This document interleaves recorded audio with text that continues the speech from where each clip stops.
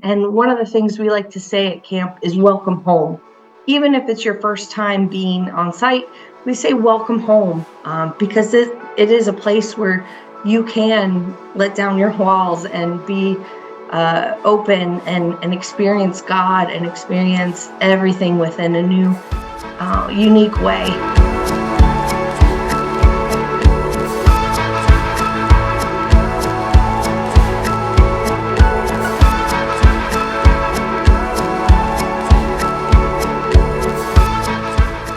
Seeing kids and staff and volunteers and anybody who comes on site discovering the creation around us. And there's lots of realization of, well, God put a lot of effort in this tree that only I get to see.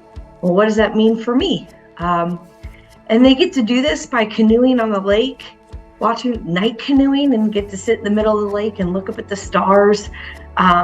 They get to community. They build community with their cohorts throughout the week, and in building that community, they connect with God through Bible studies, through their activities of playing Gaga.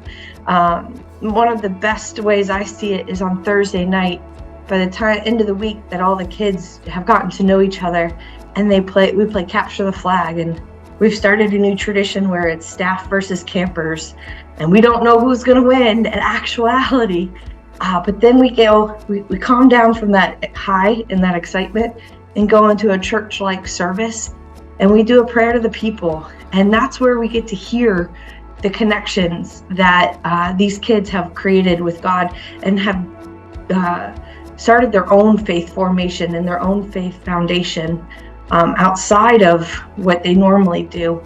We form this young adult, sometimes not all of them are young adults, but we form this young adult community for this 10-week program that come together.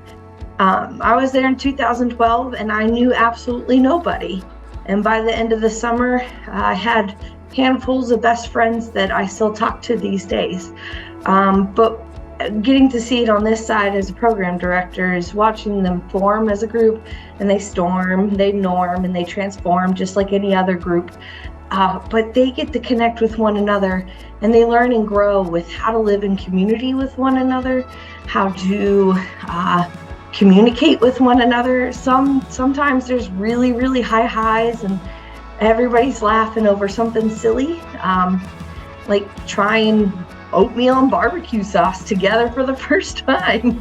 We do that because we want to share in some of our staff's favorite food. But we also get some really low lows where we learn how to work in conflict with one another, and we learn how to live and grow in that space, and how to then, after that conflict, do we continue onwards to grow within one another. And seeing these young adults start off with a little bit of nervousness and then walking away with tears at the end of the summer going, I'm gonna miss you all. It's a sight to see. The one story that pokes out to me is one of my best friends. I was her first camper. Way back when in 2000, I was her first camper. And still to this day, she was my boss. She was my boss outside of work, outside of the camping outdoor ministry. And she is now one of my closest friends ever. And it's a weird connection that 24 years later, we're still a part of each other's lives. And that kind of story is not just unique to me. A lot of my staff, the first summer I came back, a lot of the summer staff in 2022 were campers when I was there in 2012. And now I get to be who my friend is to me, to these guys, and share that way. And it's really cool to see them have grown from when they were rising first graders or rising fifth graders to now where they're young adults excelling. And they all went to camp together throughout their many years of attending camp. And so connecting that way as campers, and then wanting to come back as staff to serve again, to give those other campers that same experience that they got when they were campers is pretty cool thing to watch and experience. After my experience as being a camper to staff, to now seeing it on the other side of things.